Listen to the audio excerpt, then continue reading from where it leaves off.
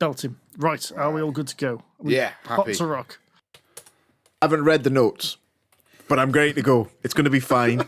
Look, we can do this. I have I haven't done any absolute prep, faith. but I'm ready. I have absolute faith in everyone's ability to knock this up. It's going to be fine.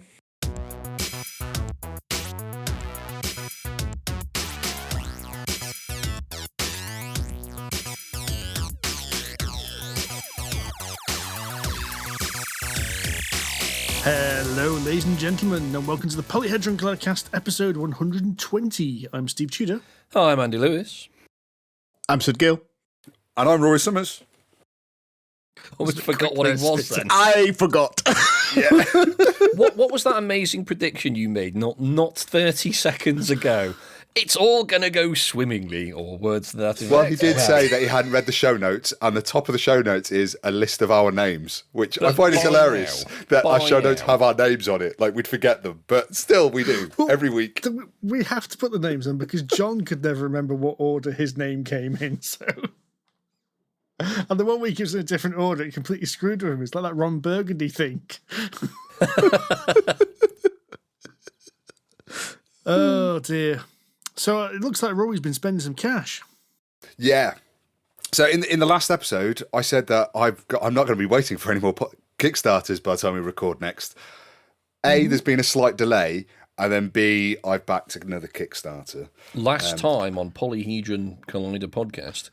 Are we going to make Steve do a little last time audio edit? Oh, that was hard to find the previous episode and cut bits out of it. Yeah. More work for Steve. You Running just joke. making more work for me, don't you? That's what it is. Yeah. But I was lucky enough to get a copy of the review copy of Age of Comics. That is now finished on Kickstarter, and I really enjoyed it to the point where I just had to buy a copy. Good Lord. So now I'm waiting on 2 games to arrive from Kickstarter now. Two. Two. That's it. I'm waiting on 2 this week. Yeah, but mate, I think everybody's accepted that you have a problem. Yeah. I have many Apart problems. from you. That's Yeah. true. Apart from Andy. Well, it's hard to admit. Stunned him into silence. I was going to disparage your character, but then I thought better of it. I felt like I did enough disparaging at the weekend, to be honest. Yes. So what's up with you, Sid? It's not like you. Like I said, I got a lot of it out of my system this weekend, so I've got very little left in the stores. Got to build it up again. And to be fair, I was supposed to be getting one today, but DHL have let me down. They confidently predicted last Thursday that this would be... I've done quite well this month. Oh, looking yeah, at it. it's been a lot. As I said, I think last time I said that I think this is now where I think all the shipping is starting to all the backlog is starting to clear, I think, because I'm receiving quite a few. And I had a notification this evening that Weather Machine is on its way as well, in terms of it's on the boat and it's due into port in like late October, early November, so I should be getting that in a few weeks' time as well, which I am very much looking forward to. The latest Lacerda monstrosity. No, so I've done quite well this month. I've had 5 new games for me this month, which is quite a bit actually, just in 1 month, considering we're still not finished it. Because you gave me 2, Andy. Oh yes, review copies for me to look at, and then I took part in the BGG math trade for the first time, which was very exciting, and got 2 new games, and then I bought 10 candles ready for Halloween this weekend. Oh, that's that RPG with the RPG, actual lighting of the candles, and if it goes out, you're dead. Yeah, so I'm So really. if you leave really a window looking open, you're forward to it. screwed. Yeah, it's brilliant. I really like this. Anytime a candle goes out, end of scene, move on. That's pretty cool. Yeah. So how does the math trade work then? Explain that to all of us, because we still don't understand it. So I went on to BGG and put up a list of all the games that I didn't want in my collection anymore, or that I was willing to trade. And then a few days later, I went through that same list again and said, I am willing to swap this copy of Decorum, was one of them, for any number of these games. And then an algorithm gets run and essentially works out who I need to ship my game to. So I ship my copy of Decorum off to somebody. They sent a copy of whatever to somebody else. And eventually, round and round the house as it goes, until somebody sent me a copy of Adrenaline. You could have just asked me. I've got a copy of that. Yeah, okay. Do you want to give me your hassle. Yeah, okay, Andy, do you want to swap adrenaline for decorum? I do not, because I saw you and Alora playing decorum, and it caused issues. It did cause issues. You two had the domestic, and you're not even going out. We were for that half an hour that we played that game. It was intense. It was like peering through the window onto my own relationship.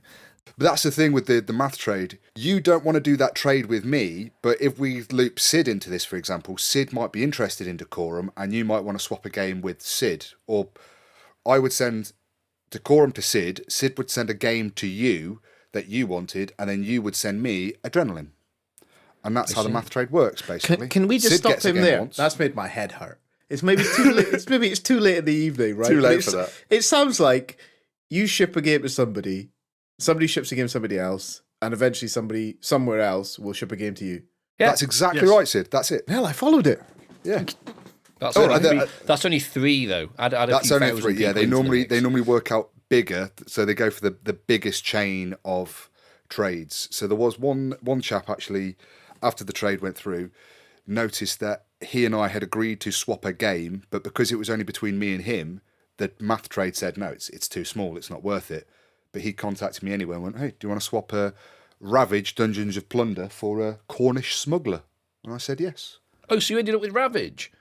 No, I got rid of Ravage. Oh, man. I enjoyed Ravage. that. That was Ian Schofield's game, innit? It is, yeah. And That's it is really a really good That's game. the one with orcs and teeth. Yeah, but I haven't played it for years, and I can't really see it getting back to the table again.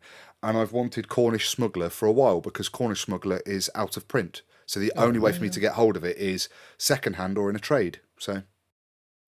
So, Andy, I heard you went to King's Landing. I did. Or Ragusa. Ragusa, yes. I did go to Ragusa. It wasn't actually my idea. I was conned into it by my assistant and her associates. Sorry, your assistant?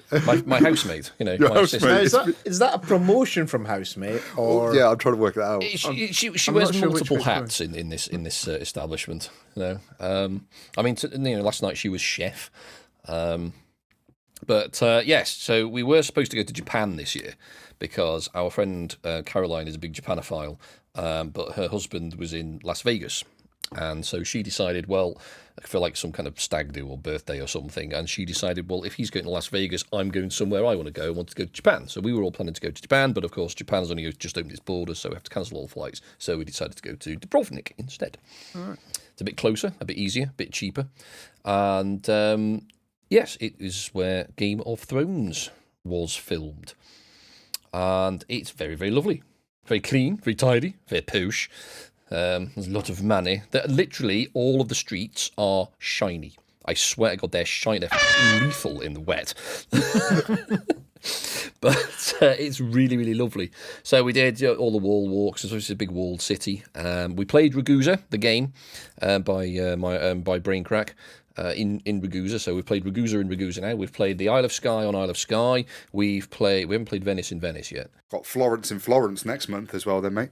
But anyway, so we've got this thing where we're trying to play the names of games in their places. So we still need to do Istanbul in Istanbul and Carcassonne in Carcassonne. Carcassonne in Carcassonne. Actually, we don't own Carcassonne.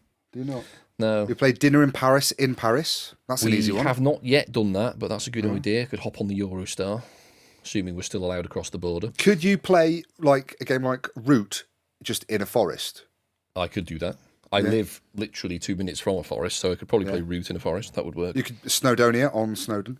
On Snowdon, yeah, we could play Photosynthesis in a forest as well. That's all right, and Bosk in a forest. Anyway, there's a lot. We're getting off topic here. I was in Dubrovnik. I like this topic. Let's keep going. Yes, we ended up in the sea quite a lot because Dubrovnik is in Croatia, so it's just across the pond from Italy. So it's very, very nice, very warm. It was about 23 degrees the entire time, sunny skies, it only rained once. We did lots of tours and wandering around museums and seeing old walls and things. And you can see sort of various bits of where Game of Thrones was filmed.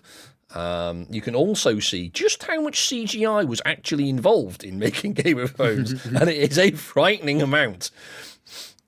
Because there's one shot, because you know the big sort of the Red Keep in King's Landing, for those of you who've seen Game of Thrones, there's essentially a shot kind of up the wall, and then there's the huge Red Keep on sort of like on the far corner, or it's standing up on top of the walls. Yeah, the Red Keep, entirely CGI. It's not even an embellished tower. It doesn't exist in real life at all. Entirely made up. But it's still quite fun. But there was the. I think that's a really cool job in the movie industry. What? To CGI? go to a place and just go, imagine if none of that was there and we did this with it instead. Yeah, set I just think scouts or whatever. But not called. the people that actually do the CGI work, but just the people that go, imagine if we had a castle there. Yeah. Just wander literally around around the corner the from world. that is the Tower of the Dead. You know that round tower thing where they wandered around for the Undying. That's actually pretty much real. That exists in real life. That's not all CGI. It's quite big. And Dubrovnik was very lovely. The sea there is completely clear. So you can literally see the bottom for like 50 metres. It's incredibly clear because we were reliably informed by one of our tour guides that the sea is something like 34% saline. It's a 34% salt solution, so it's really, really salty. So no algae grows in it, which is why it's really clear, which is quite fun. And I swam with fishes, lots of fishes. There's loads of them. So definitely seems far more exciting than when I went to where Balamori's filmed. Very much so. I mean, it's not quite as exciting when you go past the red castle and the pink castle and it's not even there. It's somewhere else. Just the coloured houses on the front. That's all I got. Oh dear.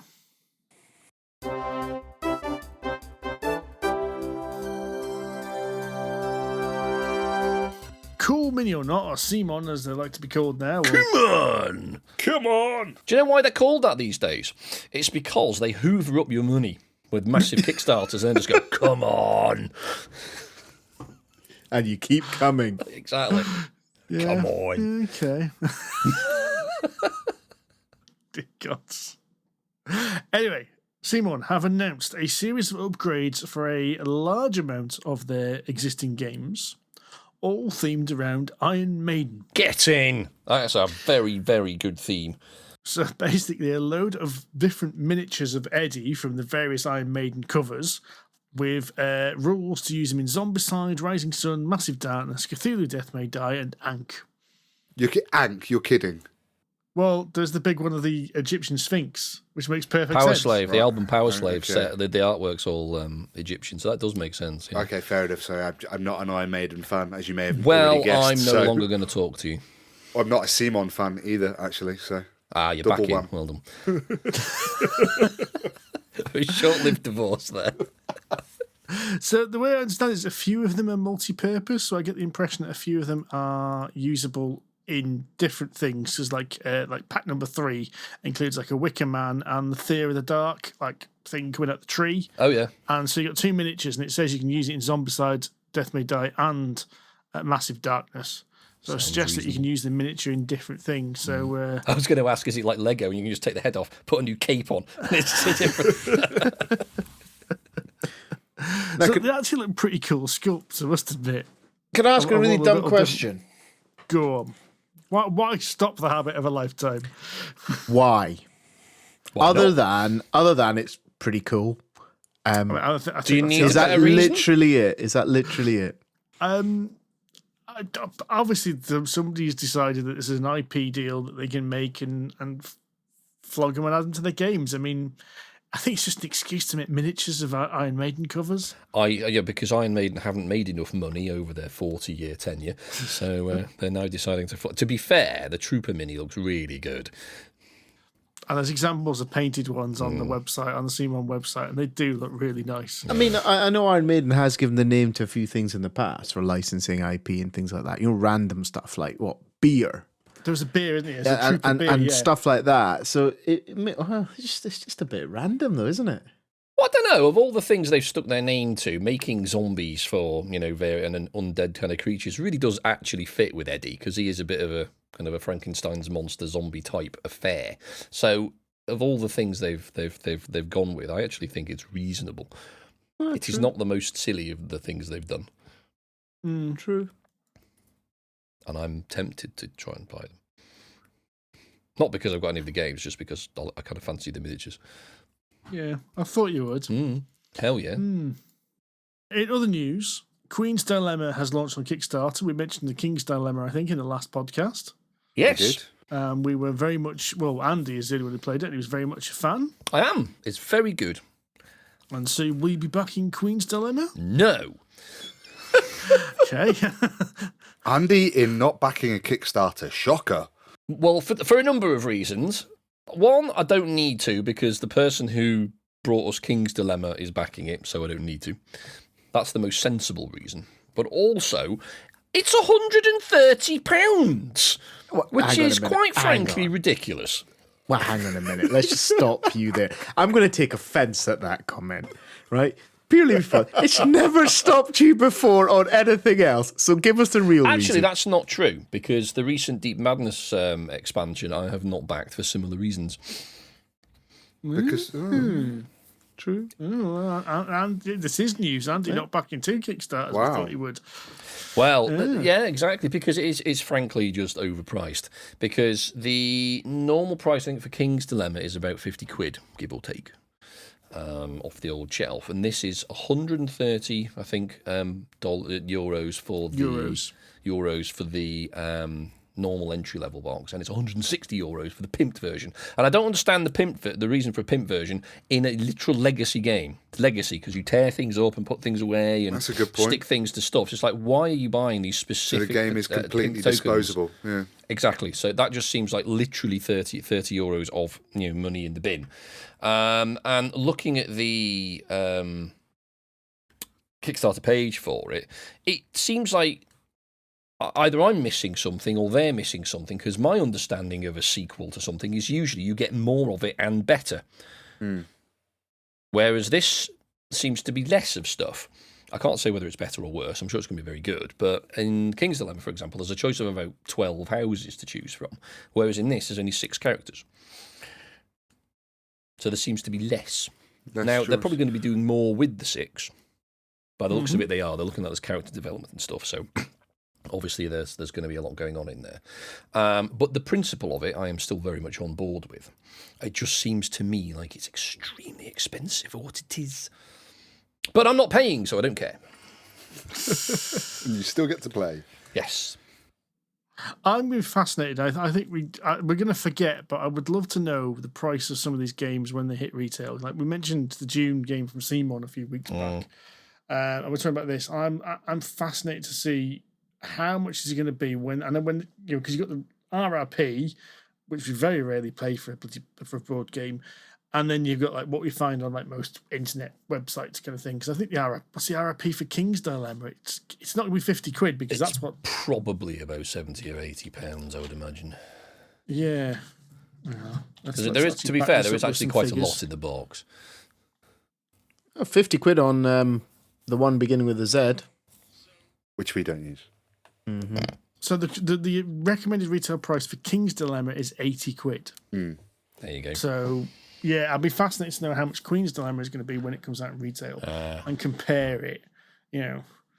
Are these inflated prices or are these kind of genuine prices for things? And these games come out and they're a hell of a lot of money. So my question here on the Queen's Dilemma, going back to what we were talking about in the last podcast, is what are the kind of the Kickstarter reasons for you as a backer to get involved? Are there any exclusives? Is there any kind of FOMO there? Are you going to be getting it substantially early? Are you getting it at a substantially better price? Obviously, we don't know the price, as we've just been discussing.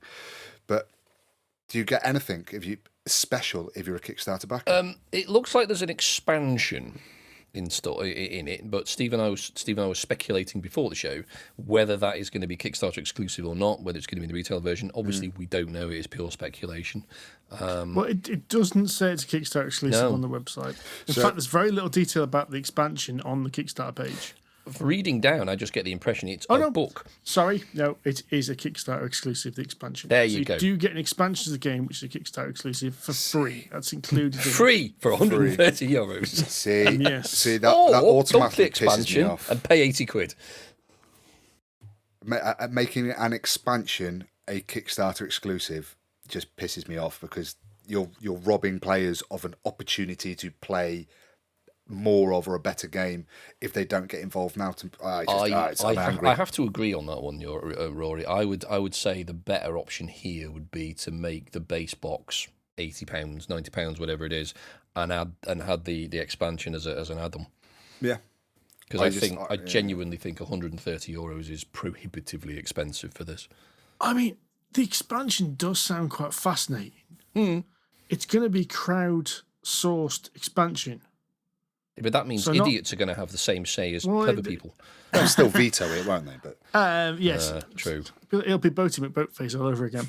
So it's going to be shows you. There's going to be votes cast. So backers are going to be able to vote on what goes into it. So it's not going to be like, oh yeah, you can completely make it up. But it's going to be like, there's going to be polls to decide what's going to be in there, which is interesting. Anyway, it's on Kickstarter now. It is on it's on 21 days from now. When we're recording this on Tuesday. So it's on until the 15th of November. So plenty of time if you're interested. That's all good. And there's another one on Kickstarter, which I'm going to blame you for, Tudor. Because if had Kickstarter not grassed you up, I would not have known about this. And that is the second edition of Oathsworn into the Deepwood, which I think is literally just being delivered to people at the moment. The first edition, people are still receiving it. Yes, the US backers have had a little bit of delay, so they're still receiving it. Yes. So that's currently on Kickstarter. It's a second printing rather than a second edition, if that makes sense. In a similar way to Gloomhaven did the same thing. So there's some changes, and like I have backed it because I am getting the upgrade pack. And I'm trying to decide whether I get the simple upgrade pack or the swanky upgrade pack, because there is a swanky upgrade pack which includes dice trays and special dice and dice pouches and things like that. Why wouldn't you go for that? Because it's $95. I would say, so what? But that would probably undermine the last 10 minutes of me bitching at Green's Dilemmas. I refer the right honourable gentleman to Sid's earlier point. But it's doing rather well. It's been on Kickstarter as we record this for about a week, and it's already made £1.7 million. Yeah. Of a £44,000 goal. It's doing all right. 14,000 backers. Yeah. So it's doing all right, yes. And some of us may or may not have gone for it. Oh, really? Yeah. I'm surprised Kickstarter hasn't grasped me up. I got away with that. No, it does say Andy is a backer. Damn it! Well, it's not as if it did. Yes. Well, I thought, everyone seems to be enjoying it, and it does look bloody good. And the first time I missed out, and I did have regret there. So do you know what? I'm getting in on that. If nothing else, then to paint the bloody great rats. Is it the Broodmother? I think they're called. The Broodmother is the one that they show on the box, which I think is the first monster you fight. Everything else is in mystery boxes. Oh, we do like a good mystery box. So there's 2 boxes of minis. You can't open. Which you can open. Because you don't know when to open them. Well, that is an incentive to play. I like that. That's clever. I mean, I could just open the box, but, that would ruin the fun. Or you could just click on the link that says "Look inside the mystery boxes. Click here." Don't come to this with your facts, Sid. Just stay out of it. Randomly, that's just literally the bit of the Kickstarter I was scrolling past. But it says you could just click here. Anyway, so yes, that's on Kickstarter at the moment. It's going to be on for a few more weeks, so there's plenty of time to go to get involved in that. And it seems that it's rather good, apparently. But we haven't played it yet. Not yet. Soon. Very soon. A final little bit of thing, actually, in counter, or maybe in line with one of the things we've just been talking about. There's been a couple of Twitter kind of conversations. John Sinzer, who is the owner of AEG, and Suzanne from the Dice Tower, who I know is involved in a lot of other board game publishers, have basically said there's been a massive drop in the number of board games sold over the last few months. Really? Yeah, I just see even Hasbro have announced a 23% decline in Q3 for this year. 23%? 23% in one quarter? From Hasbro. Yeah. Wow. I wonder if that's entirely to do with recent events. And I don't just mean Ukraine. Making the decision about whether you pay electric and eat. Yeah. Or buy boxes of plastic and cardboard. Now, it should be highlighted that the two Twitter accounts are both US-centric, so this is not like a UK issue. This seems to be a worldwide issue. Yeah. There you go, Sid. That's your idea knocked into a cocked hat, isn't it? Well, it's not though, is it? Because the same things are happening in America. Their fuel prices and energy prices are going up as well. Oh, really? Even And though they've have got- their own supply. Wow. Yeah. It's an interesting one though, isn't it? Because they say that, you know, when these things happen, some things become more popular, like hairdressers. Apparently, people like to go and get hairdressing or haircuts when money's tight. Really? Yeah, apparently it goes up, and I don't know whether it's people just get so kind of hacked off with it all. They just have to go and have like a haircut, a treat or something like that, and have a Yeah, haircut. it's like a treat, isn't it? I seem to remember, I'm talking about 10 years ago now, people used to say that board gaming was the one that did well during a recession because people said to themselves, well, I'm not going out. We'll buy a board game to play at home in the evening. But I think that 10 years ago when the industry was completely different. Yeah, that's Kickstarter where didn't exist a then. decent you could pick up a decent game for 30 quid, couldn't you? Yeah. 10 years ago. Yeah, not 130 quid like we've just been discussing. That's a lot of money when you're looking at the other things that are, and that's all going up as well, isn't it? Of course, it's not just stuck at that price. Yeah. It's everything's getting more expensive. I mean, shipping is probably going to have something to do with it. Although, as we discussed, the price of shipping is, in theory, coming down. Although it's still at least twice what it used to be pre-COVID. But whether we see that reflected in prices or not remains to be seen. That's the interesting thing. Now that people are willing to pay it, will they actually drop it down, or just scrape the profit off the top? I think willing is probably a generous term. Forced to because we had contractual obligation. No, I disagree. I think it's willing. People have accepted to. They've paid it. You've chosen to pay it in some cases. Perhaps. Anyway, we have plenty of games to play. So why don't we talk about some of those games that we have there played? Why the hell not? Yes. Yes. This last weekend, it was one gentleman's 40th birthday soiree. Don't know who that Gentleman? was. Well, that's a very nice way of putting it. I think he's a very nice person, that guy. Wholesale prick is who it was. The second youngest member of Polyhedron Collider. Definitely youngest, mate. I'm still convinced I'm right. You're not the youngest. I am not 40. Have we got two YTS staff members here, Steve? That wasn't what I signed up for. There's far too much mentoring going on here. As I said to Sid, though, welcome to back pain and indigestion. Yeah. Oh, it's not just me that gets indigestion, then that's good to know. That hasn't started for me yet. Back pain has started. Anyway, so one of the things we did for Sid's kind of birthday treat is we played a game of Twilight Imperium 4th edition. Because we knew this was going to be like a big all-day event. So it was like, what does Sid want to do? And it was decided that we're going to play this at Sid's. We had lunch all set up, ready for us. All day set aside. Start at 9 a.m. Everyone had read the rules beforehand. Like it. Everyone had researched. We decided which factions we're going to be giving out, so everyone could look up the strategies. No. So it was decided which factions we would be playing. Yes, they were picked semi-randomly, and they were given to my wife to choose, which is effectively the same as random. And then we spent 8 hours battling over the universe. Nice. Good work. So, if you don't know, Twilight Imperium is I call it a 3X game because it's not quite 4X. So, 4X is all video game of explore, expand, exploit, and exterminate. Yes. Where you don't do any exploration in this because the board's set out right from the start. But it has that kind of same feel as that kind of Civilization kind of video game. Sorry. You start off in one corner of this hexagonal board. You've got a small little fleet. You've got your board of fleets, and there are various ways in which you can score victory points throughout the game. These little objectives come up, and each one gets flipped over each round. And you're also given some secret objectives.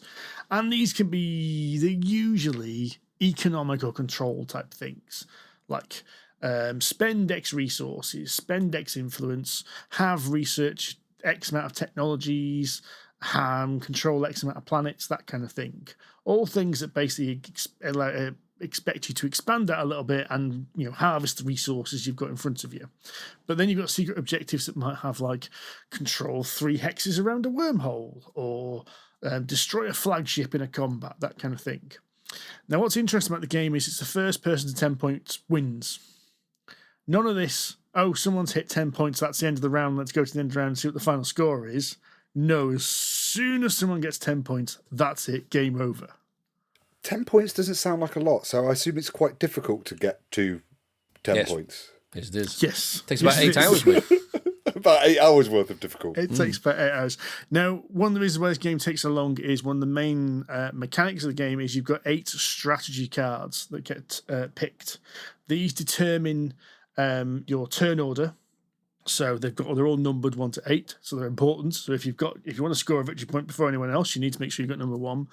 They've all got an action on, which gives you a super duper action, and then there is a secondary action which everyone else is allowed to do, providing they can spend the resources. That's one of the reasons why the game takes quite a bit of time, because you have to do all of these actions that have been picked every round. So there's a lot of like, I'm doing this, and then you go around the table of everyone choosing. The bog standard action of moving your ships around is pretty standard, I'm going to go there, move some ships. And even combat is actually reasonably straightforward, I think. Yeah, it is. It's mostly just rolling some dice and if you hit. However, where this game becomes really interesting is negotiation is not only allowed, it's actively encouraged. At all times. At all times.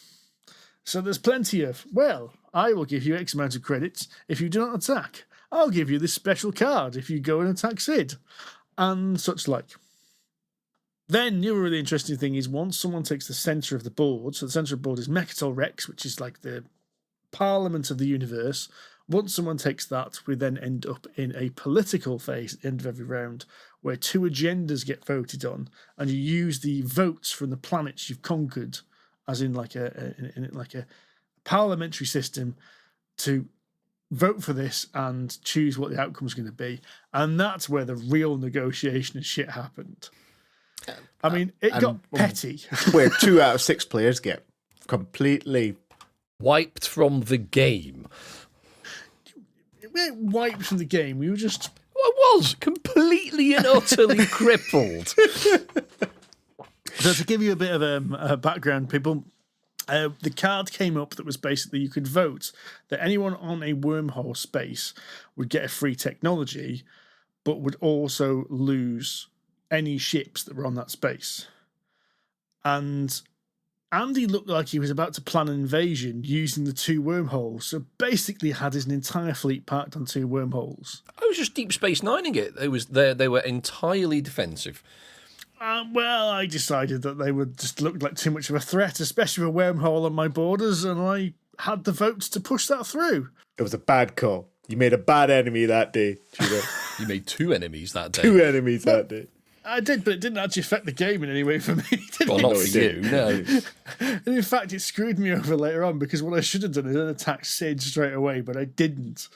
I got the order of my turn wrong, which is what I did several times. And if I just attacked straight away, I could have got another objective, and I didn't. I was an idiot. Yeah.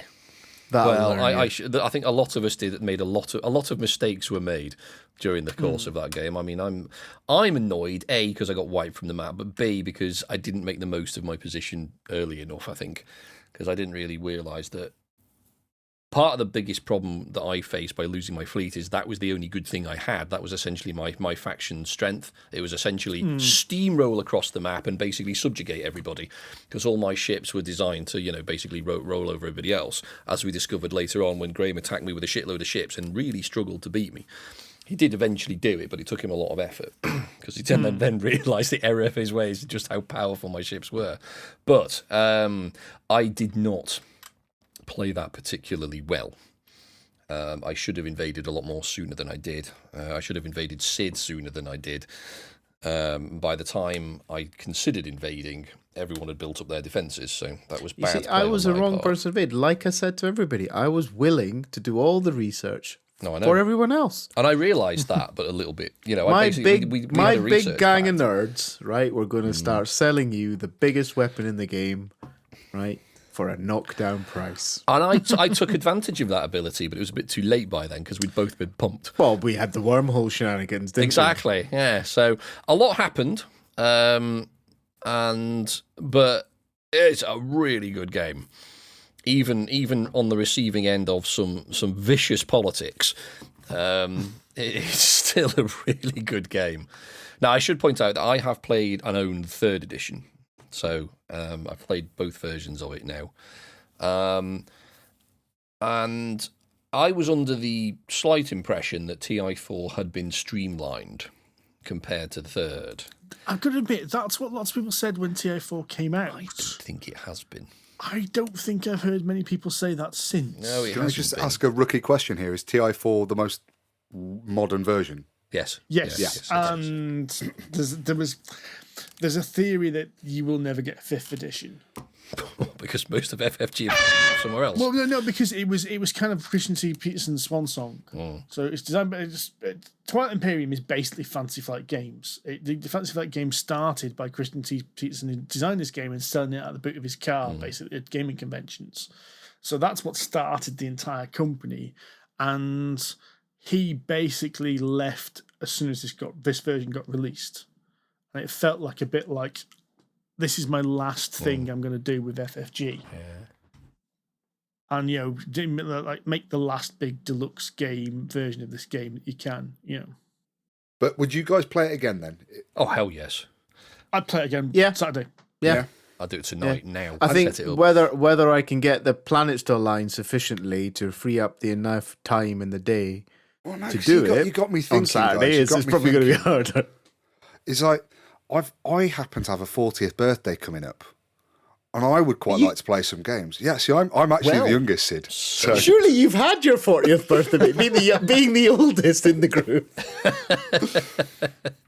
So I'm thinking, well, if you should be able to swing a pass for a mate's 40th birthday, right? You'd think so. Yeah, you think so? Yeah. I mean, think so. precedence has been set. Yeah, the precedent has been There set. you Yeah. go.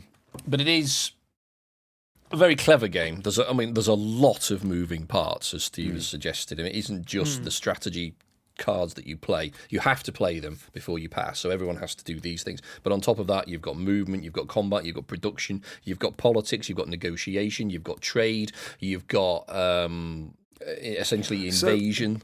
With all these things, for example, Andy, can you and I deal with our combat while Sid and Steve are carrying on doing their stuff in their turn? No, Or does it's not a does everything simultaneous game. It's freeze? turn-based. It has to be turn-based. It has to be turn-based. So Because everybody if I has to do wait for us something- to resolve our bit Yeah. before. Yeah. Oh, okay. So there's quite a lot of downtime then. I take it.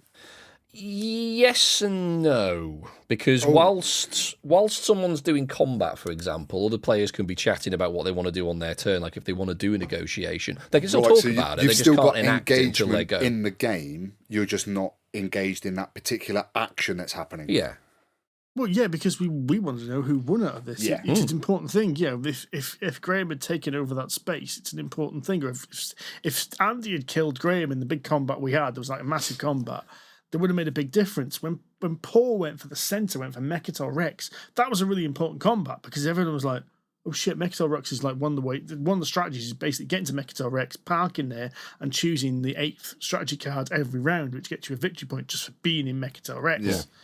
So it's, as you said, victory points are slow, and getting 2 victory points in the round is really It's good a going. huge thing. Yeah. Sure. And so being able to potentially get 3 because you're at Mechatol is so when Paul got in and he got 2 victory points for that because he had a secret objective which was about having ships in the system.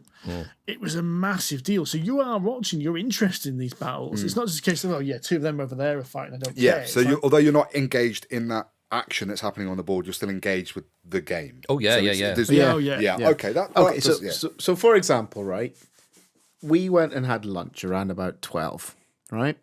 We had lunch, we came back into it. Between 1 and 4, we thought half an hour had passed.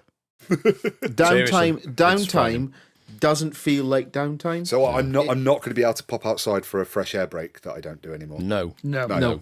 Okay.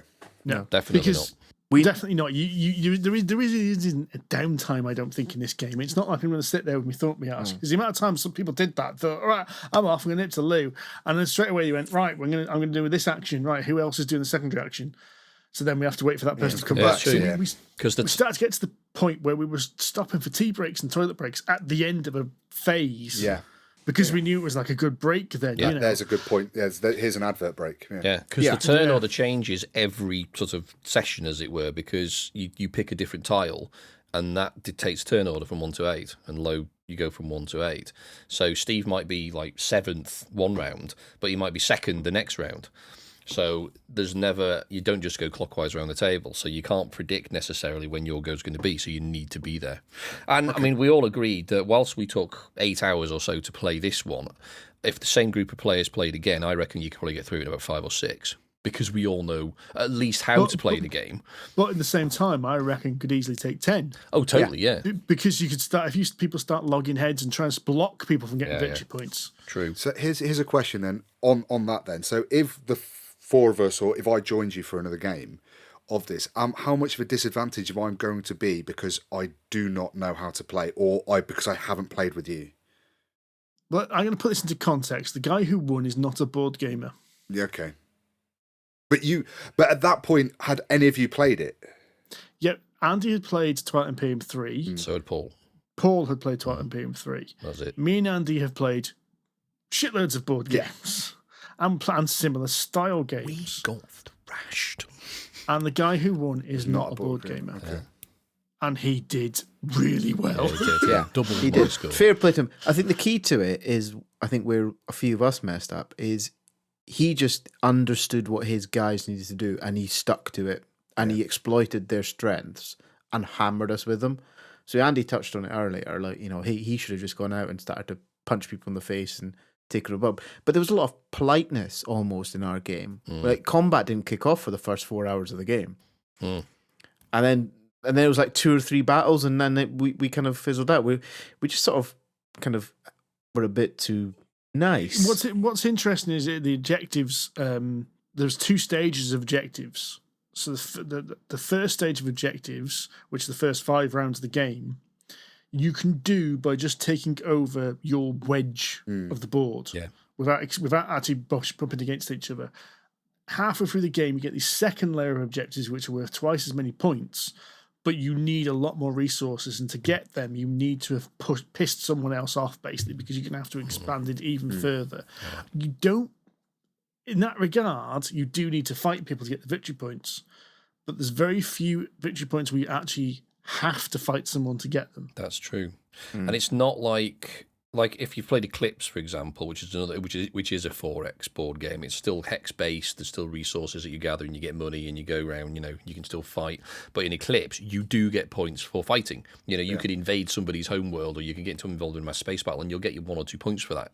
Whereas in Twilight Imperium, there's no points for combat unless you find some kind of secret objective that none of us saw that says, you know, Graham got 1 for destroying the somebody's flagship capital thing, ship. yeah. But that's it. You know, you don't get points for space battles, but you might get points, as Steve says, for owning a certain number of planets, for example. I think it was 16 planets, Something which like that, I worked out I'd have to invade 2 other hexes to get those. I wasn't too far off, but it means that I knew I had to invade 2 other people to do that at this stage in the game, because by this stage of the game, everyone is like, they've got their space. This is mine. Yes. After having played it now, do you feel that if you played a game, there'd be a meta game going on?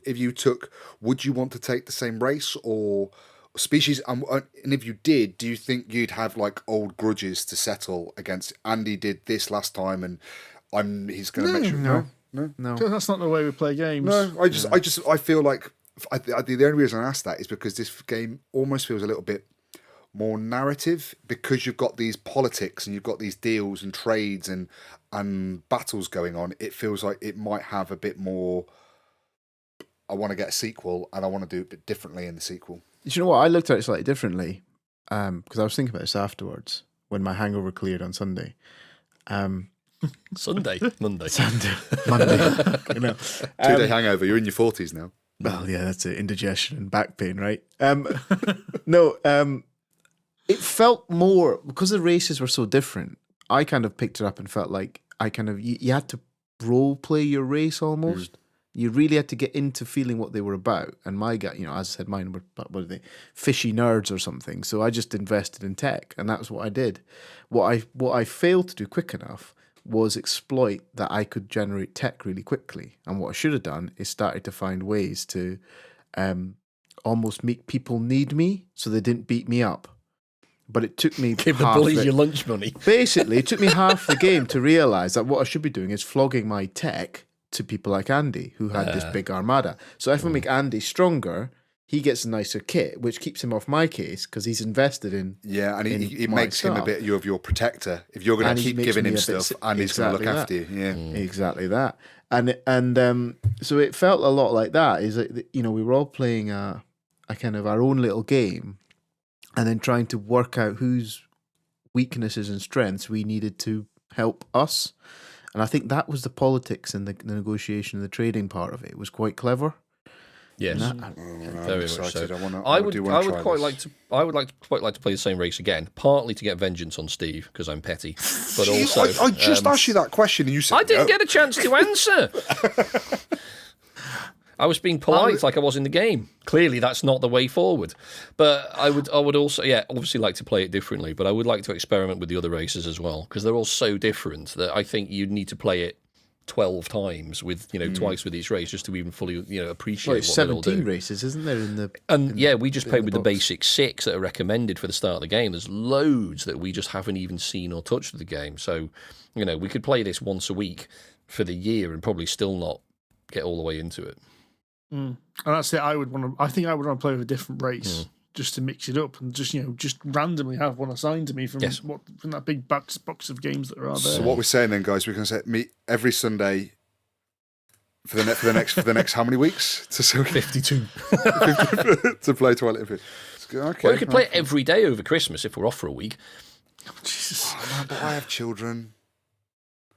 Ignore them. Well, unless they can play too, it will be difficult.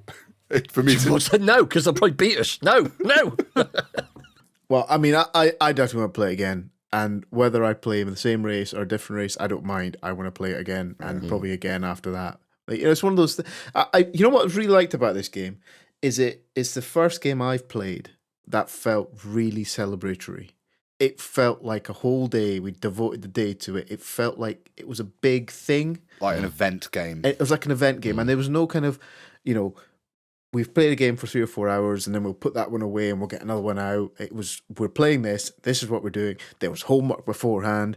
People had to read stuff, watch videos, whatever. It felt like a really important There was thing. a debrief as well. There was a debrief afterwards, wash up afterwards. It just, the whole thing about it, it as I said, it felt really ceremonial and I really enjoyed that about it. Now, would a second playthrough feel like that? I don't know. But the first one did. The time commitment means it would. Yeah, I agree. Because you've got to allow yourself like 9 hours, 10 hours, maybe even 12 hours just to make sure you can finish it. Yeah. You don't want to get to this game and get 2 turns from the end or one person's 1 victory point and then someone goes, oh God, it's 5 o'clock, I've got to go now. Yeah. That would just wind you up so much. Yes. Yeah, because we played from just after 9 where we started the sort of brief how many rules players teach. did you have? Was it 6? 6. 6. Yeah, but that's it. I think that's the point, as you're saying there, Sid. You've got to get 6 people that are invested for the entire day. Yeah, it's not easy. And how often do you get 5 mates to just give you nothing but their attention for one entire day? I have that all the time, Rory. Look at the state of me. Oh, mates, you said mates. Yeah, not Mates, wankers. Sorry. But I think that also feeds into the celebratory nature of it. It's it's the kind of thing that if you somehow manage to get a bunch of mates or your family together for a little holiday in a cottage somewhere, it's that kind of a thing where you take this with you, you'd wipe the day out. And I can see it, when the kids are bigger, Rory, it's the kind of thing maybe me and you with the kids would create the 6 people we need to make a worthwhile game. I can't see that being a good family game. I reckon that'd start literal wars like Monopoly would.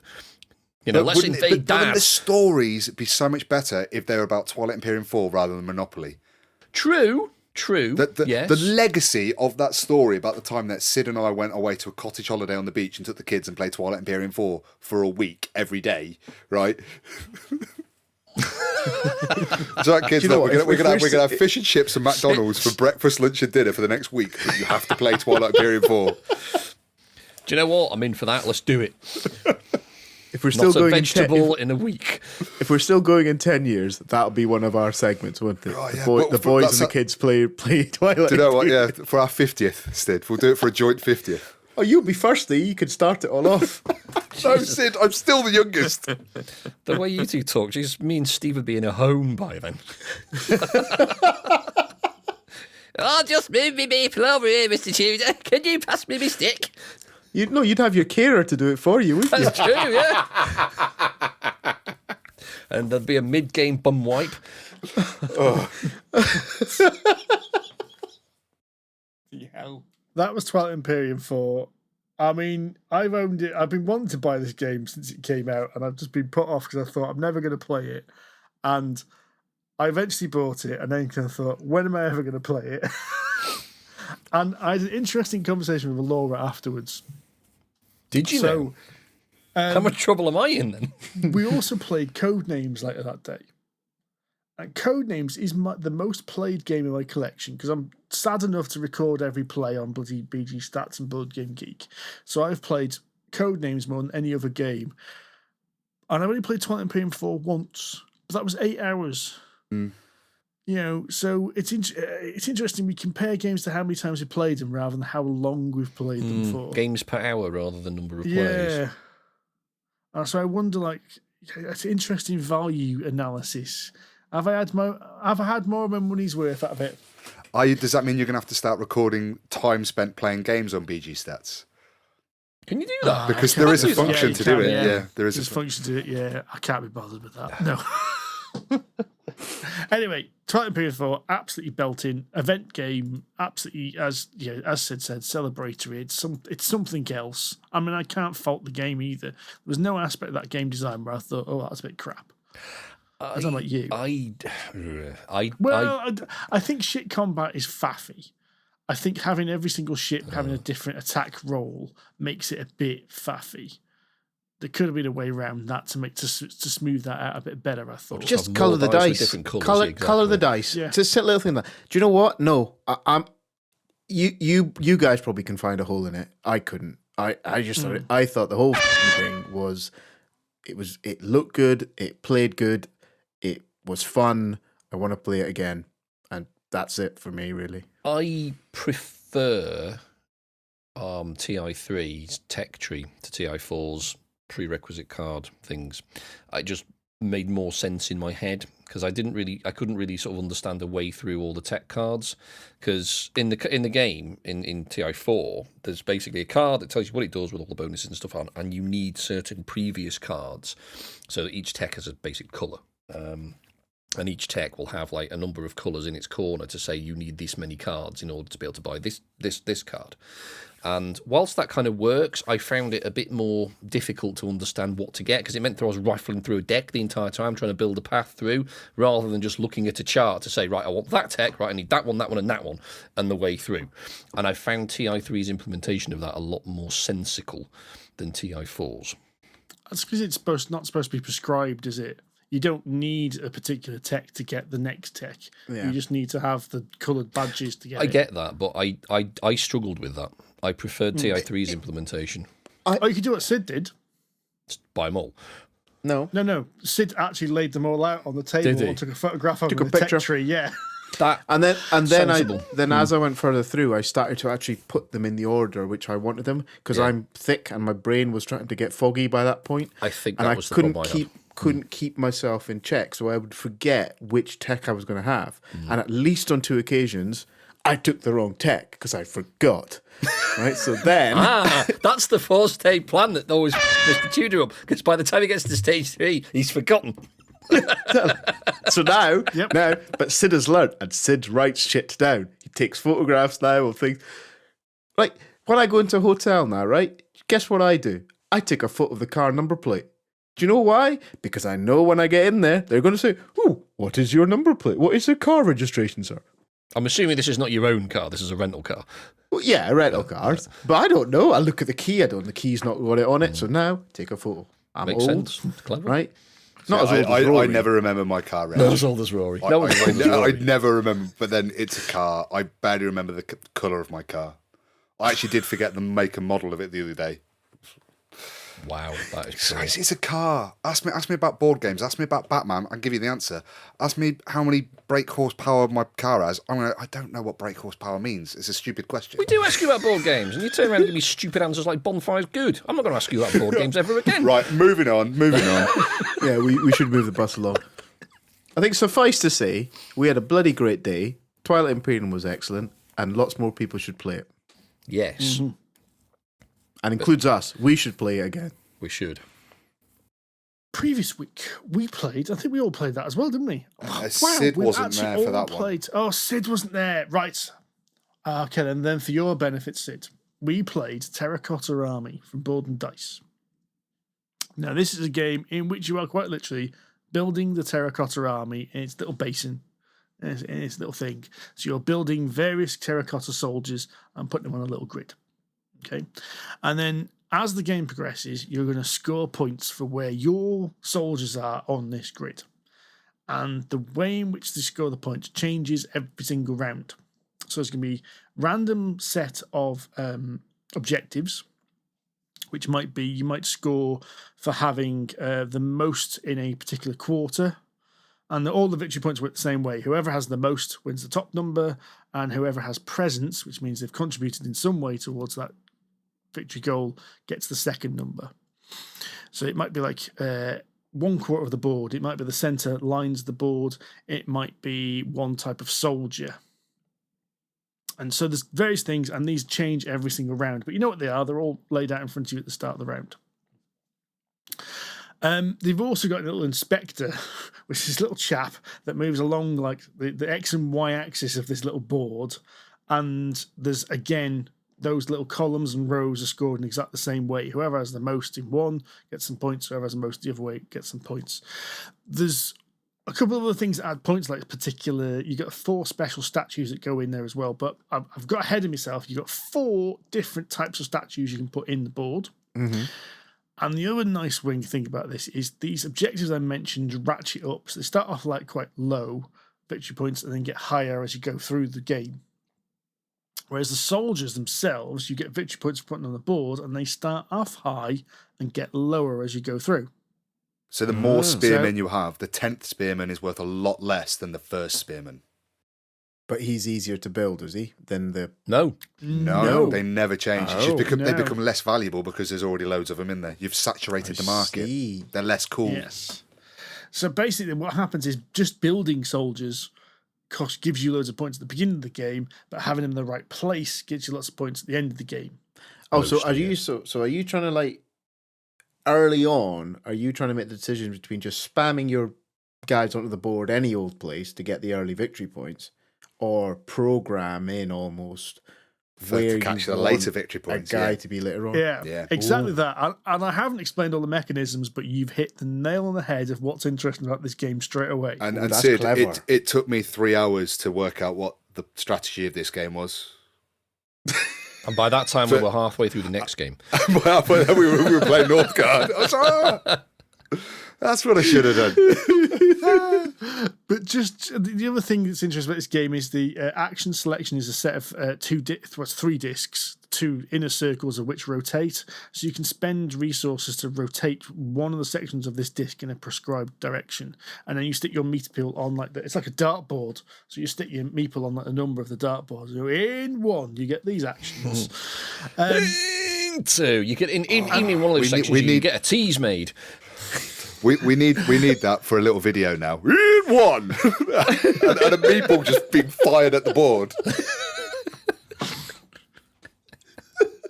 Someone needs to make bullseye. I'm gonna do it. I'm gonna try and do that. Okay. So, God, you start me going now. I'm just thinking of bloody bullseye now. What's also pretty cool is there's a little minor thing, and you get small workers to start off with, and you can upgrade them to big workers. Small workers can only go in 1 per slot, but bigger workers can go in the same slot again. giving you lots more options. And the actions are really quite simple. You need some clay to build soldiers. You need money to buy special soldiers and take actions.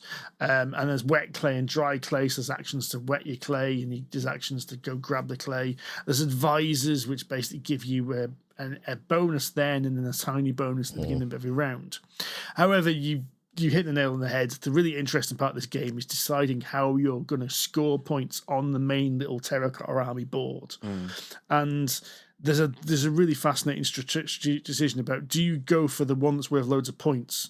I mean, you might be sacrificing some of the earlier ones. Do you try and put tip your hat into all the objectives on there, or do you concentrate for every other one or something like that? And I absolutely loved this. There was a point when that scoring clicked with me, and I went, "Oh!" See, for me, after we finished playing it, and it might come a bit of a surprise to you, Sid, but I lost when we played. No, and I lost by quite a margin as well. It left that bitter taste of how I did really badly at this game. And I did privately have a little inner sulk, but then I had another donut and a cup of tea, and I felt a bit better. But as the days have gone on, I'm like, okay, I'd really want to get Terracotta back to the table, because I think I get it now. I think I get it. I want to play with people that are less intelligent than me, and I want to try and... That's going to be a struggle, though. I know it's going to be a struggle. Look, I have children. It's fine. We can go... Again. I know, but no, seriously, I really want to get this game to the table again, because I really enjoyed it. It just took me... It's taken me a fortnight to get the strategy of how I think I now need to score points. Well, that's quite And telling in it's itself, beautiful. though, isn't it? If you've played it right 2 weeks ago, and you're still sat there going, "What if I did this? What if I did that?" Yeah. Mark of a good game. Even though you didn't like it on the day, there's clearly something that you've gone away with. Yeah, it's everything about this game is clever. They've got the little action tiles that you've got to pay to put on for the advisors. Yeah. The way that's done is That's clever, clever. and how they ramp up. The way the wheel works is clever. The It way you've got the meeples and then you've got the big meeples, that's clever as well. Everything about this game is clever, and it doesn't feel to me, it feels like there's a lot of bits going on. There's a lot of mechanisms at work here, but it feels like they all interlink, and it really synergizes. Nothing feels like it's bolted on. Yeah, no, I agree, Rory. I mean, that's one of the reasons I enjoyed it right off the off. I mean, Board and Dice have this habit of doing. I mean, a lot of the tea games are like this as well. They're really, really clever. I don't know if this is counting as a tea game or not. I know it begins with tea, but it's not the sort of traditional, Tuscany tea. It is not. It's not a Tuscany game, is it? So it's not quite as heavy as the unpronounceable tea games. that's true. It's not. I think it's slightly lighter than them, but it is. I think. But it's still, I think it does hold its own against them. Oh, I agree. No, I really enjoyed it. The way they all fit together. And I think there's, even for just, I mean, it's not a massive game. It's a standard sort of, square board, 4-section thing. But I think it's tight. And it doesn't have the limited number, well, it does have limited number of actions, but it doesn't feel like it. One of the criticisms I gave Bonfire, Rory, and the same for Cooper Island, was the fact that I felt it's a bit too restricted, and you are getting this number of goes, and that is it, sunshine.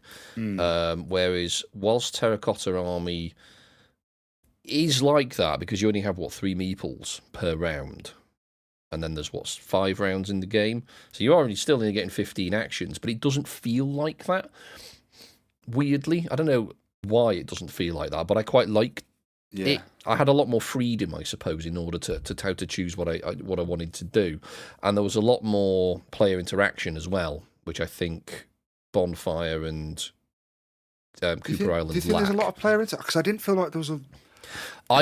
When I say that, because of people putting statues down on the board, you either have to preempt them or get round that somehow, and it made you think, and I quite liked that. It's like reacting to what another players did, because a number of times I called Steve a variety of pretty words. There was lots of name calling in this. Yeah, and yes, I and did then it too. you did it as well, so I called you the same words. Yeah, there was lots of that. They are words that not even an air horn could bleep out, so I shall not utter them here. It is the language of Mordor, which I shall not utter here. But I really enjoyed it. To me, it's a typical board and dice game. It's tight, it's well thought out, it's well presented, It's very thinky, but it's not too complicated. They do have this really great habit of just walking that lovely line of a very thinky 2-hour game. Do you know, I just looked at it. It's Adam Kopinski, isn't it, who did this? Yes. And because we had a chat about the fact that it's an Adam Kopinski game before we started, and I do like his stuff. And even better, I found that I can pre-order it from a website for less than £40. Hey?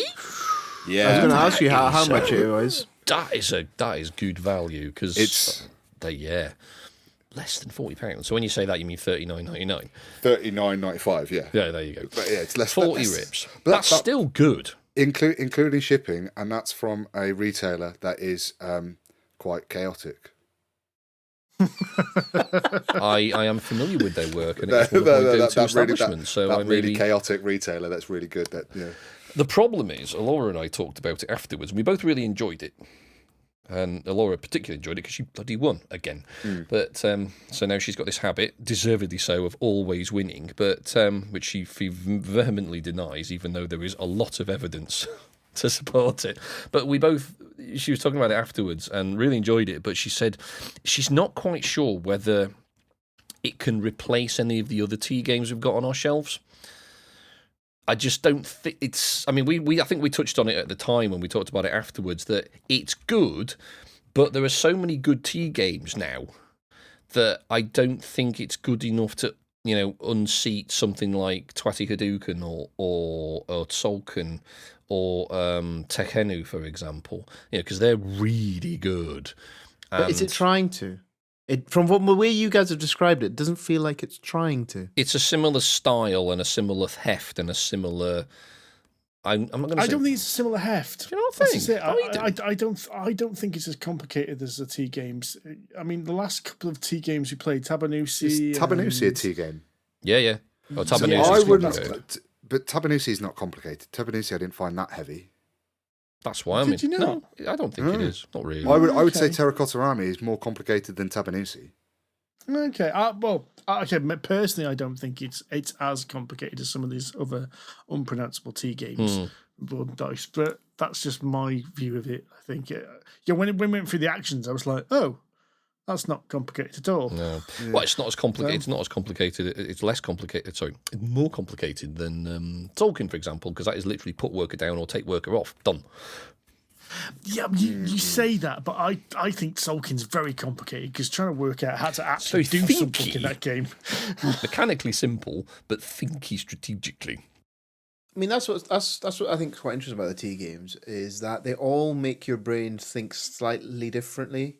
Like, Sulkin's like thinking about the cogs and where the thing's going to be and all that kind of stuff. Whereas, which one was Tabanusi? Is that the one with the building? The houses that you did really buildings well and at. housing? Yeah, Yeah. and that makes you think in a slightly different way. So, I mean, is Terracotta Army? I mean, are they using the theme a little bit? Is that who they're trying to pull into it? Who are they pitching it at? Do we think? I think, to be fair, it's pitched at the same kind of audience. It's a Euro game. It is. It's a Euro game which requires some thinking. I personally don't think it's as complicated as some of the others, but I can see where everyone else is coming from. It's definitely a Euro game. It's not. Yeah. It's not a family game. It's definitely medium to heavyweight. I'd say probably 3.5, maybe 4 out of 5 on the heft scale in terms of teaching and learning and strategic kind of things. So it's definitely. But I think and the really great thing about Terracotta Army is because the win conditions, what you earn points for in each round, are randomised, and I'd imagine there's quite a few tiles for that, is there, Steve? Because we saw 5 of maybe 20, so there's a lot of variety. Every game is going to be really different because of how these tiles are going to be drawn and how they're going to come out. Very similar to Isle of Skye, Yes. but more complicated. Yeah. We found, actually, something else we were talking about afterwards was that Laura and I thought the scoring was a bit soft. It was a bit too generous, we thought. No, the scoring was really stingy because I only got 20 bloody points. So But in terms of, you seem to get points on points on points on points, and that just seemed to be a bit you mental. only get that if you do well, though, Andy. But that's the same in every game. If you do well in any game, you're going to start racking up the points.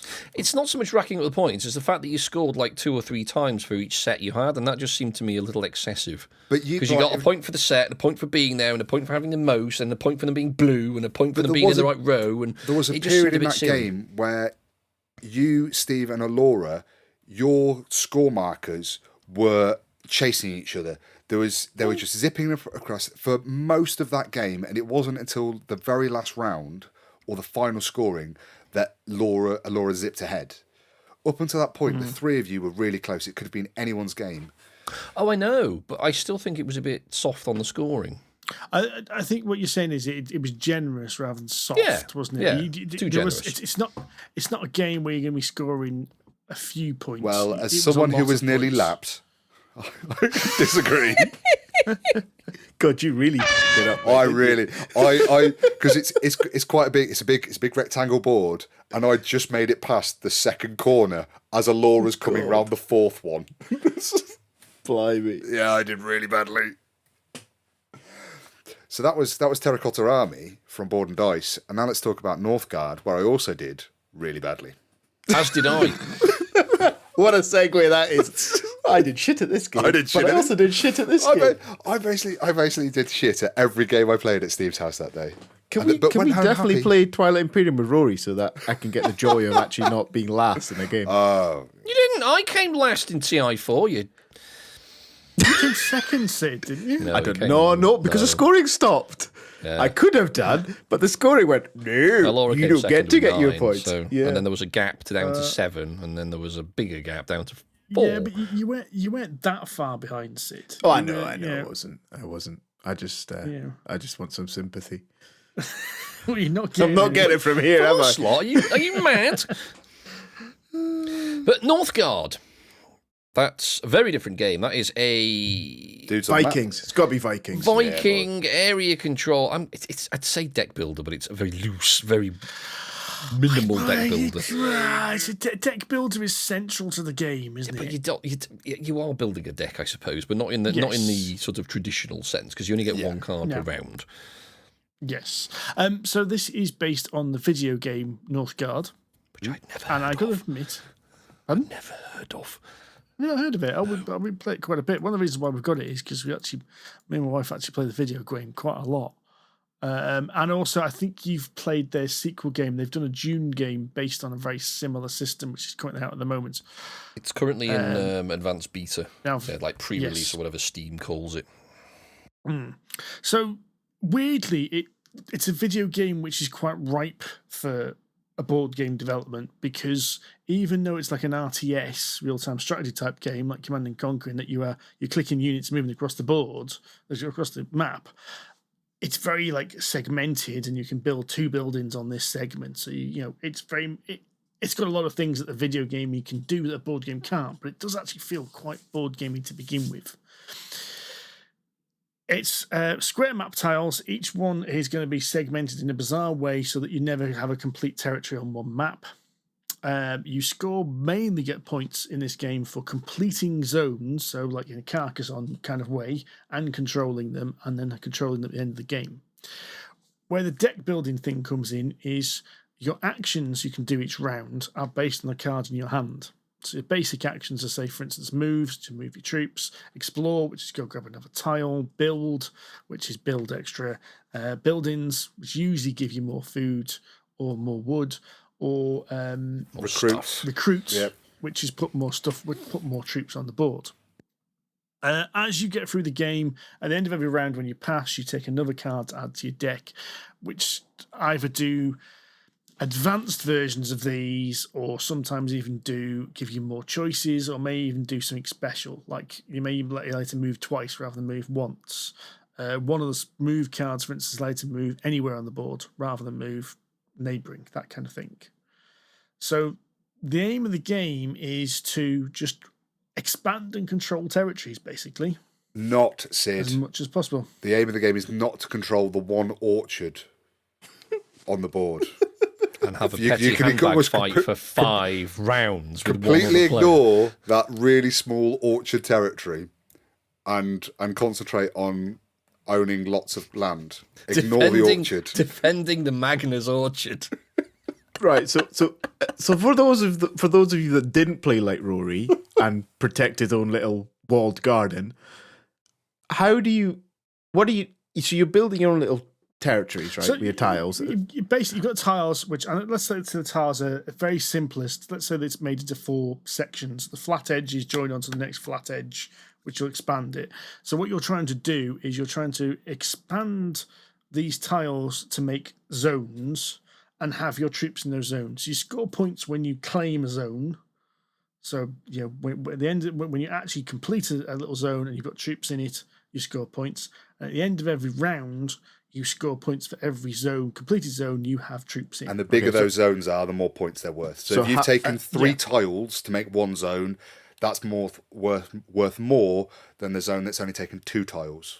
And all our tiles collectively are part of the same game board, so they're all touching or something. Yeah. So do you remember we played Explorers of the North Sea, Sid, and you built an island? Yes, yeah. It's a bit like that. It's just there's no islands. Everything's all sort of intermingled. It's just the bigger the island. What I was trying to work out is how do I guess where's the interaction with other players? Is it the fact that you're competing to put your tiles down, or you invade them? You basically comes a point in the game where you're going to have to send your troops over to someone else and smack him and kick him out. Right. To get the orchard. Basically. Or protect your orchard. Hunker down. But there's also beasts, there's also monsters in this as well, which added a really interesting element to this game. Well, for you and me, Rory, because we didn't really see many of them. No, Steve and Amanda, however, unfortunately, not until the very end. Essentially, the beast wranglers. Some of the tiles have got a little wolf claw mark on them, and when they do, you draw a random beast from the deck. These are generally wolves, bears, and is it Duragra? I can never remember. Draugr, I call them, but yeah. Draugr, yeah. Which of course Nordic undead, basically. And there's actually another card which you didn't use in the first game for Valkyries. The Valkyries are bloody hard. Because the bears and the Draugr weren't. Yeah. They don't kill you, but they hinder you in some way. Right, okay. So, for instance, I can't remember which one's where the bear and the wolf, which one's which, but one stops you gaining resources, and it includes victory points for that. Yeah. And whereas the bear basically locks the space, so you can't put anything in there, and you can't take anything out of there. So it basically clamps it down. Whereas the Draugr did kill someone when it moved into a spot, it killed a troop. But it was really interesting. Yeah, these beasts, they turn up and they move into a territory, and each one, because they're all different, although we had 3 wolves on there, they would travel to whichever the nearest territory which had the most amount of resources, or the most amount of people, or the most amount of buildings. So they move every turn, and then in your turn you've got a wolf in your territory, and you know that if you don't get that wolf out, you're not going to score. You're not going to get any of your apples. You're not going to get any of your runes. You're not going to get any of your timber. You're not going to get any victory points unless you attack that wolf. But if you attack that wolf, you're obviously not attacking Steve or Andy. Okay. You've got to do it. But you go, actually, I just leave this wolf because next turn it's going to bugger off and go and annoy Andy. And then the bear was different and the Draugr was different. So it was this really interesting weighing up of, do I just take the hit now and let it roam around and annoy everybody else? Because this is it. And Andy and I had that luxury of that we didn't have any of these monsters near us at all. They were, because we did get a rule wrong, they were attracted to Steve and his wife mainly for most of the game. I got a few towards the end of the game, but by that point it didn't really matter. Steve was miles ahead and was no way. By that point I'd already lost. So it was a really good game. So the deck building part of this is quite interesting because, again, this is one of those games I came away and went, well, I got that bit wrong, didn't I? Because I thought I didn't do the deck building aspect of it really well. Because at first I thought, it's such a small deck. I'm only getting 1 card around. I don't need to bother. I'll see all these cards. And then I hadn't taken any of the upgrades which allow me to draw more cards. And I hadn't done any of the actions which allowed me to thin the deck and get rid of some of the basic cards. So I remember coming to the final round and getting a hand of cards and going, I can't do anything I want to do with these cards. So the last round went really quick because I was just like, no, I can't do anything here. So, does this then suffer from the thing that I struggle with all deck builders, that I don't know what's in the deck? and therefore when I'm looking at my cards, I'm not. Well, some is obviously dross. You know, your starter deck is obviously dross, and you want to jettison as soon as you can. But how do you, when you come to it first time you're playing it, is there anything to indicate what's a good card or a bad card or a crap Everybody hand starts or with the anything? same deck, though. At the start of the game, everybody starts with the same deck. So what you draw into your hand is still random. I think you get 5 of maybe 7 cards. Yeah, there's not much difference. You're going to be able to do everything in the first couple of rounds that you want to do. Okay. And I do think the problem is less than other deck building games because you only get like 6 extra cards to your deck over the entire game. Okay. So it's doing that whole thing of looking at what cards are available and then deciding how that's going to improve your strategy based on where you are at the moment. However, I would say that if you're the last to pass, you don't get a choice. You get the You don't get a choice of which card goes in. Oh, so you're drawing from a common deck. Common deck, yeah. There's actually a market. So at the end of each round, there's X cards for X players, and if you're first to pass, you get first dibs on all of. Say, And they're 5 all of them. face up, are they? They're all faced up. So Yeah. Everybody okay. can see them, but then it comes down to a question of actually, do I want to have these extra goes, or shall I pass early so I can make sure I grab this good card? Grab the card. But this game does have that problem that there were rounds, and I think we all had it at some point, where I've got a hand of cards where I can't do any of the things I want to or need to do, and I actually found it was very expensive to get cards out of my hand. It's not only I had to put a card down. To draw a new card from my deck cost me 1 rune, and runes were quite hard to come by. To dispose of a card entirely from my deck cost me 2 runes, and again, they were quite difficult to come by en masse. So it's like, actually, I just keep. I mean, it's a build card. It's handy. I've got some better build cards, but it's so expensive to get rid of it. I just thought, Sid, have you actually played like a plain deck builder? Oh, what do you mean a You plain? played like Dominion or The He's like played that? Nemesis. Oh no, it's not. I've played really Nemesis. Deck builder, The closest, I suppose, the most, the Nemesis purest, isn't a deck no, builder. No, it's not. purest deck builder I've played. I've played Dune. Dune's a deck. Yeah, but June's like this. June's like deck it's like building this. is half the game. So I've played that Harry Potter one. Hogwarts Oh, Battle. Hogwarts Battle. Hogwarts Battle. Yeah, okay, that's a pretty That's pure. pretty deck pure builder. as far as deck builders go. And I've played what have I played? I think those are the main ones really. I think that come to mind right now. You've played Hogwarts, so you have at least played a pretty And pure deck builder. That's where my comment comes from. Is now whenever I see a deck builder in front of me, I want to sit and read through the deck that I could have to work out what shite I don't want or what I mean they changed depending on like Dominion, for instance, is a classic which kind of built it, but that has you have a market of 10 cards, and that is the set for the game. So you know they're just out in front of you at all times anyway. So yeah. Maybe at one point we need to play Dominion with you, just to so you've got that kind of knowledge in the background. Yeah, definitely. I enjoyed That's Dominion. a great That was idea. a good game.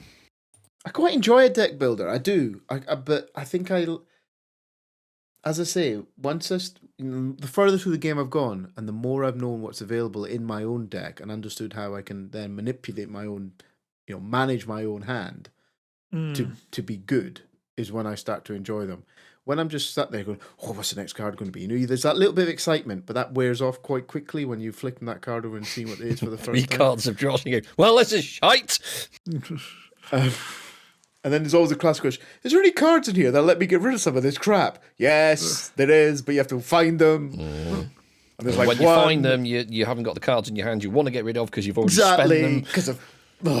So if we can get together to play a deck builder, can we play Ruthless? Because it's pirate themed.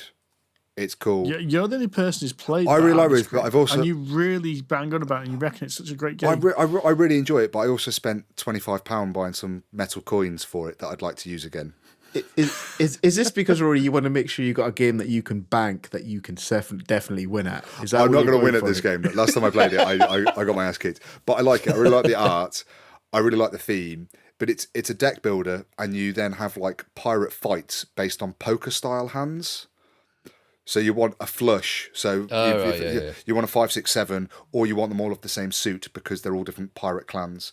So it has that poker style, which I think we'll all get, and it's a deck builder, and it's pirates, and I've got really expensive coins that I'd like to use again to validate the purchase of these metals. Spending £25 to get 25 metal coins with a pirate thing on. Just got 25 quid. Put stickers on them.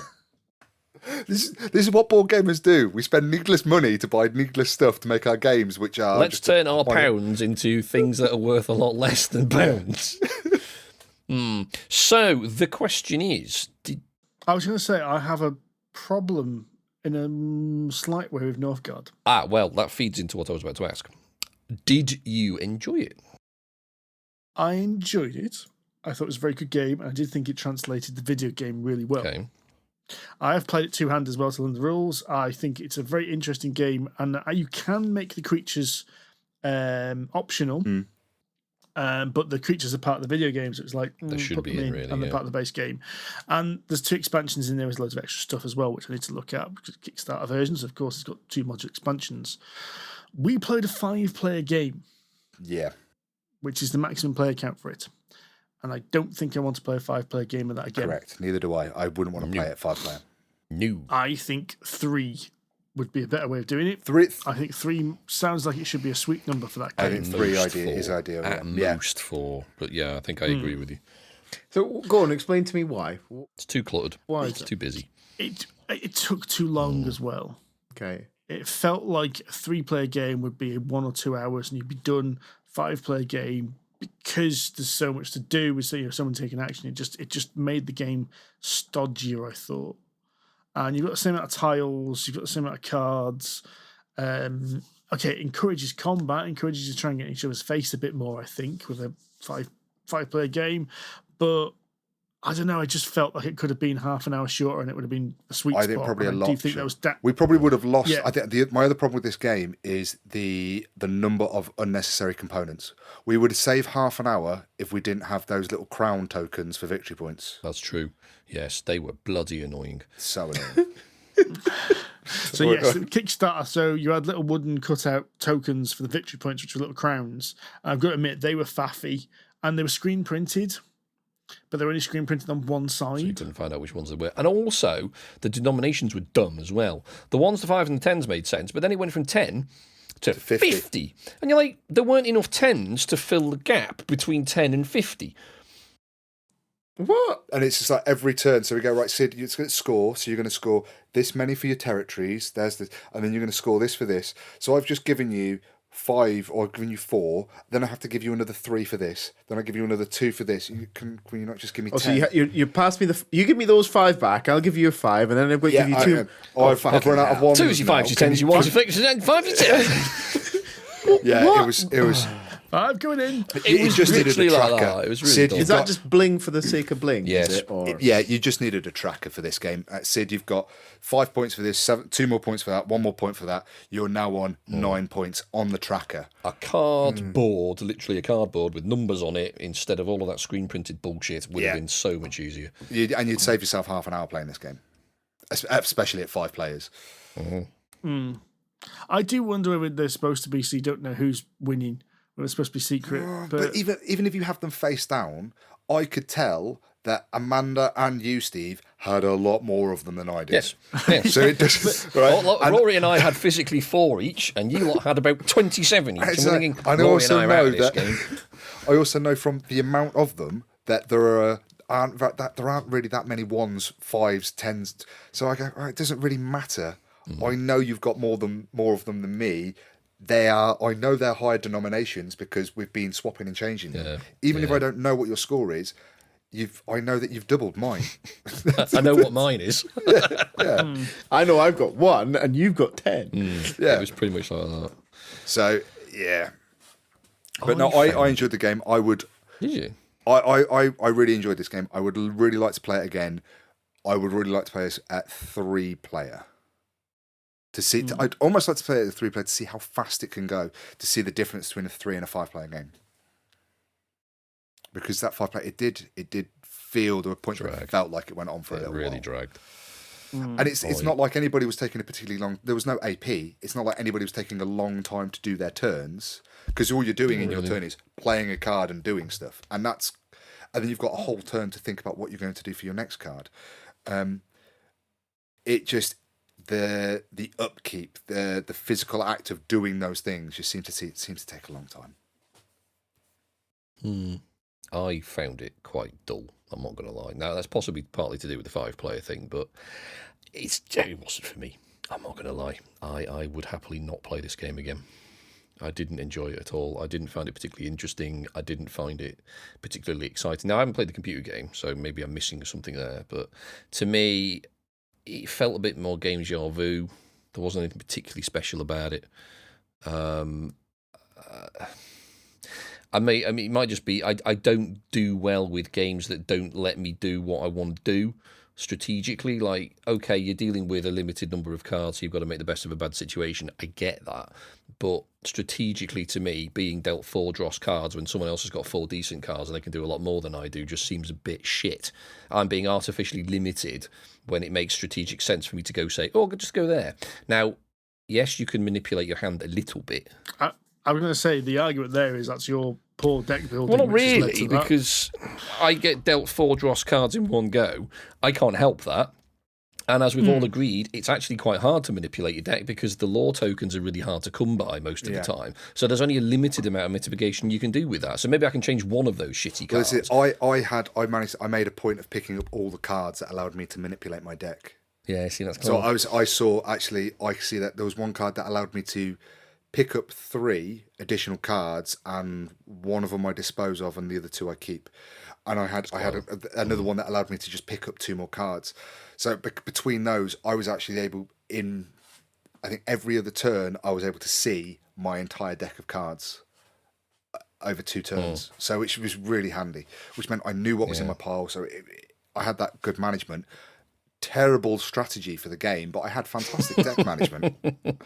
But the important thing is, I started that game with an orchard, and I ended that game with a fucking orchard. With an orchard, yeah, nice. I started with a menhir and ended with a menhir, which weirdly, ironically, gave me a load of lore points. But I don't know. I did not enjoy it. I found it really dull. It wasn't for me. I got to admit, I wouldn't have thought it was your kind of game before we even started. It's not at all. It really isn't. I don't mind area control games. I quite like games like Inish. The Inish works really, really well, but it's a lot lighter and a lot less faffy. Yeah, I agree with Rory that it was too faffy for what it was. There was a lot of unnecessary shite in there. I've got one more question. Oh. Sid, right? Sid, let's pretend that you and I are going to go for a battle, right? And we've got to roll some dice. You roll a dice and you get 2 skulls on your dice. Is that a good roll or a bad roll? I would assume that'd be 2 1s, so that'd be a bad roll. Thank you. There we go. Stupid.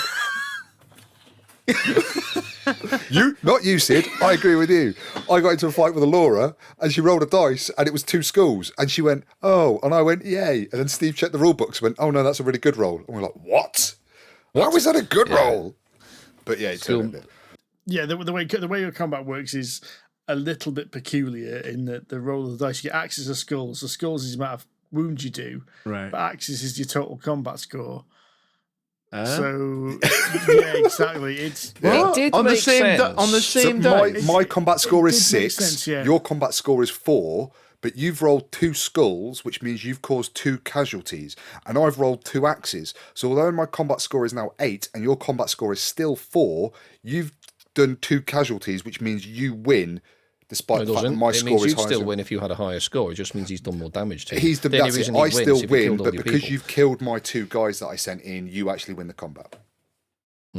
It's a bit like Lords of Hellas in that sense, because there are some cards in Lords of Hellas that if you play them in combat cards, you add the score to your combat, but there's also little skulls in the corner, which means you actually remove troops. I'm going to say it's same as Game of Thrones as well. That's almost exactly the same. It does make sense. Plus bonus, So you can actually win combat by default. So even if you have a lower combat roll than your opponent, if you do more damage to them and you wipe out their troops, you might have lost the combat, but because you wipe them all out, you win by default because they've basically been murdered. So it did make sense. It was just I do agree with Rory. It's a little confusing until you've read the rules. It just feels a little bit counterintuitive. Who would read a rule book? Do you know what? The issue I had about the combat wasn't that mechanic. I thought, it made sense. I just thought a single die roll to decide combat was bullshit, frankly. I know you could throw apples in. No. It's an area control game. So if you attract someone with 3 people versus 3 people, yes, you're relying on the dice. What you need to do is make sure you were sending in more troops, or stronger troops than them. I suppose. It was to discourage you from just going, I'm going to send 1 troop against all 3 of them. The dice didn't decide who won. I suppose there wasn't too much of a swing. It was only a maximum score of 2 it gave you, wasn't it? Really? Yeah, it was 2 axes or 2 scores. Yes, true. It wasn't that swingy, and that was something that you could, because you had the dice, you could see how swingy that was going to be. Yeah, I would know how many troops I'm going to send in. I could use apples to up my combat score. Then I've really got to send in at least 3 troops and make sure I've got my score is going to be higher than yours with apples and then the randomness of the dice. It made it, but I found the 2 schools to be counterintuitive, because our immediate reaction as people that play games a lot were like, "Yay, I've won!" and "Oh, I've lost." For that to then just be like, "Oh no, it's the other way around. That's a good roll." It was what? Hey, why is 2 schools good? For Allura, it doesn't make sense. But now you've explained it. Now we've explained it. Now you've covered all the rules. Yeah. 2 weeks later. Right then, chaps, I think we've overstayed our welcome today, and in fact, I'm looking at what I'm going to have to cut from this bloody episode. So we're going to draw that to a close. Thank you very much for listening. We have been Polyhedra and Clyde. Please leave a review on iTunes or your podcast platform of choice. You can find us on Facebook, Twitter, and the Board Game Geek Guild 2726. Until next time, tatty bye and happy gaming. Cheerio. Bye-bye.